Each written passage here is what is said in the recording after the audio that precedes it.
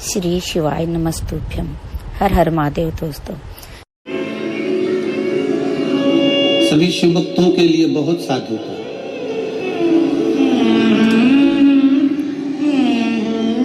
आज ही के दिन की कथा कहती है कि जिंदगी में अगर कोई रोग लग गया है, जिंदगी में अगर कोई तकलीफ आ गई है, जिंदगी में अगर कोई दुख आकर खड़ा हो गया है, कोई शरीर में ऐसा रोग आ गया कि डॉक्टर भी इलाज कर रहे हैं पर दवाई भी शरीर को नहीं लग रही है,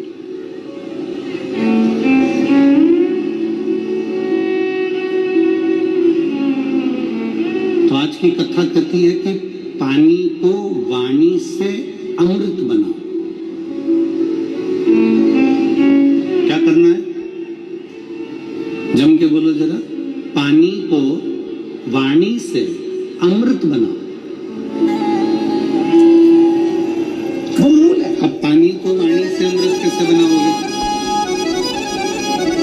आप अपने भीतर का संकल्प प्रबल करिए, आप अपने भीतर का नियम प्रबल करिए। यहाँ पर संत बैठा हुआ जो पानी से नशा करो, और वो नशा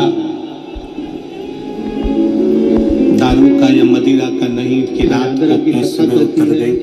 नशा एक और होता है शंकर के मंदिर में एक लोटा जल चढ़ाने का और शंकर के नाम को गाने का। वो कभी उतरता है, वो कभी नहीं होता।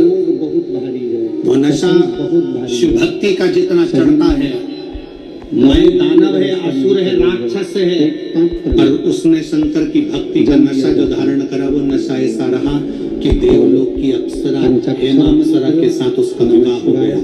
मैं दानव को शंकर की भक्ति का नशा ऐसा चढ़ा कि इसी मेरठ की भूमि पर मैं दानव की इसी नगरी में रहकर उसने अपनी पत्नी के साथ में भगवान शंकर की आराधना करी कि मंत्र का सुख प्राप्त हो और एक मधुरा नाम एक माला 108 मंत्र की जब पूरी हो जाए, उस पानी को देखते देखते 108 मंत्र का 108 बार भगवान का नाम पूरा हो जाए, उसी पानी को फिर भगवान शंकर पर समर्पित कर दिया जाता है और उसी पानी को झेल लिया जाता है। और दिन में सुबह, दोपहर और शाम 3 बार उसका आचमन किया जाता है। शरीर में दवाई लगना प्रारंभ हो जाती है, रोग का निवारण हो जाता है। इसको कहते हैं पानी को वाणी से अमृत बना।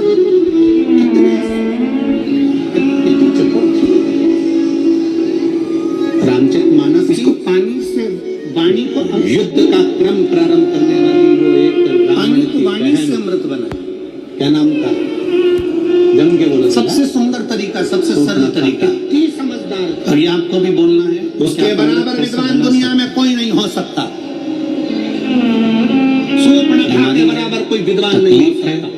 बच्चा चिड़चिड़ा हो गया, माइंड काम नहीं कर रहा है, शरीर में रोग की बढ़ते चले जा रहा है, कटोरी में जल ले लो, पात्र में जल ले लो और तुम पंचाक्षर मंत्र नमः शिवाय या षडाक्षर मंत्र ओम नमः शिवाय या श्री शिवाय नमस्तुभ्यं, जितनी देर आप जप करें उतनी देर तक उस जल पर आपकी दृष्टि पड़ना चाहिए। तो जल पर पहली राक्षसी थी जो भगवान से कहती है मैं तुम्हें अपना बनाना चाहती हूँ। जितनी देर तक आप जप रहे हैं, श्री शिवाय नमस्तुभ्यं कर रहे हैं, उतनी देर तक जल पर आपकी दृष्टि पर राम अपना नहीं बनाना। और फिर वही जल भगवान शंकर को समर्पित करें और वो जल लाकर सुबह, दोपहर, शाम 3 बार उसका साधु सन्यासी 3 बार क्यों?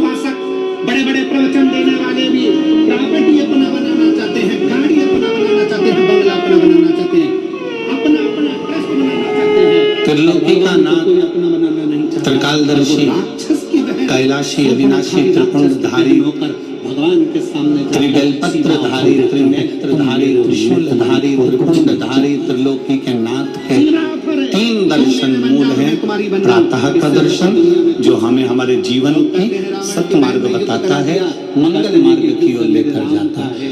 दोपहर का दर्शन तो हमारे जीवन में हमें वासनाओं से बाहर निकाल देता है और शाम का दर्शन हमें चैन की नींद सोना सिखा देता है। आसक्ति, वासना, तृष्णा से युद्ध तो होना ही चाहिए।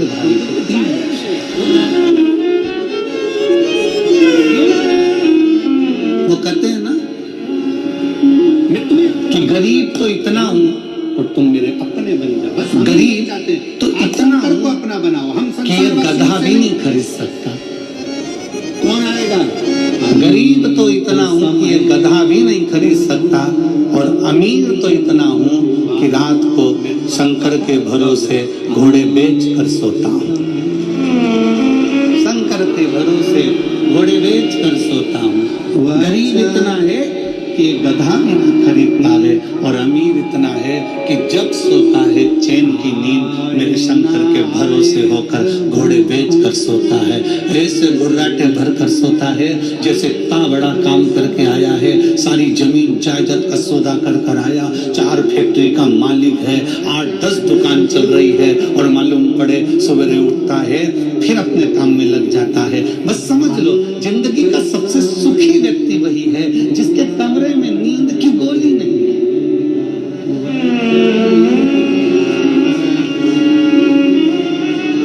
सिर के पास में कोई बाम की शीशी नहीं आएगा। तुम्हारा घर, तुम्हारी गाड़ी, तुम्हारा विक्स नहीं है, सोने से पहले कोई टेबलेट लेना नहीं पड़ रही है। वो दुनिया का सबसे सुखी व्यक्ति है। हॉस्पिटल प्रथम सुख निरोगी कि कहीं पड़े हो काया साथ देगा, साथ नहीं देगा।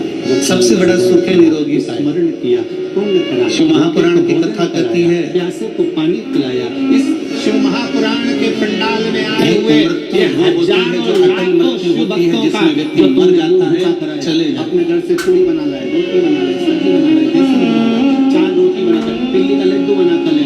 जन्म से लेकर मरने तक के बीच में व्यक्ति 100 बार और मरने के वो तुम्हारा कतार पर आ जाता, खाली नहीं जाएगा। इतनी डायरी में लिख कर रखना, जम के बोलते हैं कितनी बार पास में आ रहा है को खिलाई, 100 किसी को लड्डू खिलाया।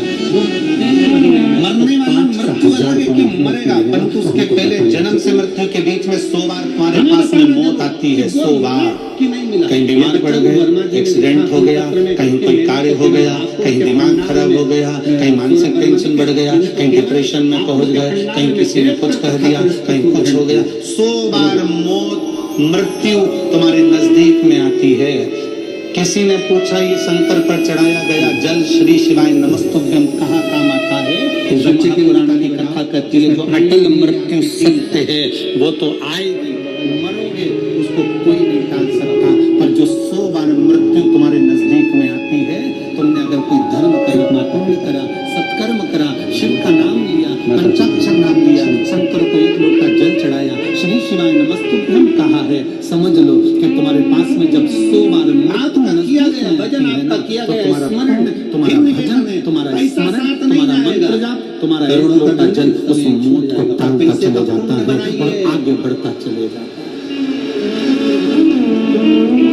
अटल मृत्यु तो पैसे को बैंक में यहाँ जमा करो, उसके पहले भी और दिल्ली में एटीएम से निकालना पड़ेगा।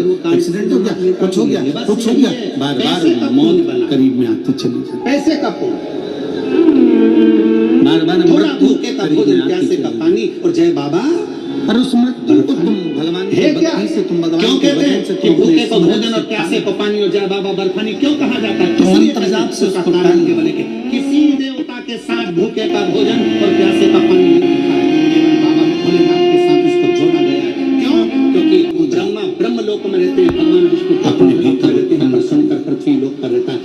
एक बल अपने भीतर उत्पन्न कर भाग विधान करता है, किसी प्यासे को पानी भी पिलाता है, मेरठ की पवित्र भूमि को झूठा कराता है। इतनी ऊर्जा वाली भूमि है उसका कि यहाँ सनातनियों को जगाने का काम भी इस मेरठ की भूमि से क्रांतिकारियों को जगाने का किया गया था। ये मेरठ की वो पवित्र भूमि।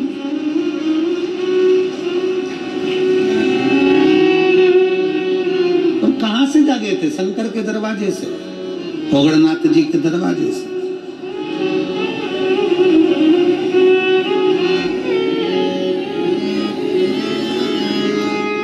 अपने आप को हमें जागृत करना है, अपने आप को हमें जागृत करना है। शिव तत्व कहता है, भगवान शंकर की कथा कहती है कि पानी को वाणी से अमृत बनाओ। और जब पानी को वाणी से, कई माताएं कहती हैं हमारा बच्चा नहीं सुनता, बहुत बहुत हम परेशान हो गए हमारे बच्चे के लिए, वो सुनता ही नहीं गुरुजी। हम कह के परेशान हो गए। कोई कहती है मेरी सास मेरे पक्ष में नहीं बोलती, कोई कहती है मेरी बहू मेरे पक्ष में नहीं रहती, कोई कहता हमारा बेटा नहीं सुनता, कोई कहती है हमारी बहू नहीं सुनती, कोई कहे हमारा भाई नहीं सुनता। और होता है, आज का जमाना बड़ा विचित्र है। एक बहू को समझाओ तो बहू कह देती गुरुजी मैं किसी के बाप की नहीं सुनूंगी, और बूढ़ी बूढ़ी माताओं को समझाओ तो माताएं कह देती है ये कल की आई मैं इसकी सुनूंगी। पिताजी को समझाओ तो वो कह देता है हमारी औलाद की सुन के चलेंगे, जाओ उधर। सास ससुर को समझाओ तो वो कह देते हैं मेरे को तो मेरा पति नहीं समझा पाया तो इसकी सुनोगे।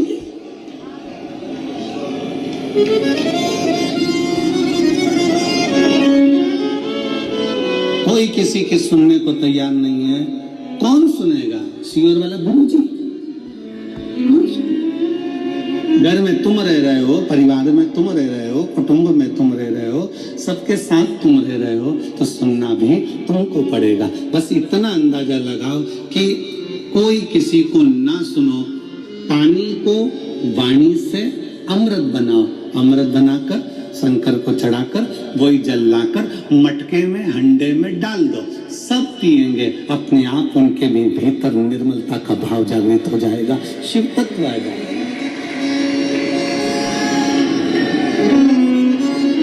शिव तत्व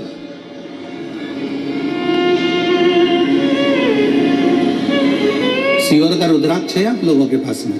कौन कौन लेकर आए? जरा हाथ उठाओ तो जरा, सबके पास में रखो रखो रखो। कुबेरेश्वर धाम का रुद्राक्ष क्या करता है? उसका एक ही काम है, पानी को अमृत बनाने का प्रयास करता है।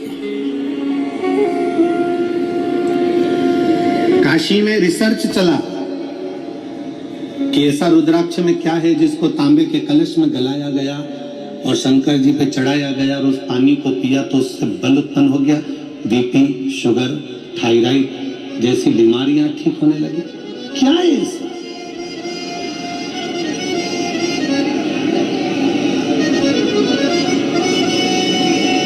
हम कहते हैं शिव महापुराण के अंतर्गत एक मुखी से लेकर 14 मुखी तक रुद्राक्ष का वर्णन किया गया। शिव महापुराण में एक मुखी से लेकर 14 मुखी तक रुद्राक्ष का वर्णन किया गया। और एक भी रुद्राक्ष, कोई कहता है कि एक मुखी रुद्राक्ष ज्यादा प्रबल होता है, कोई कहता है 2 मुखी प्रबल होता है, कोई कहता है 3 मुखी प्रबल होता है, कोई कहता है 5 मुखी प्रबल होता है।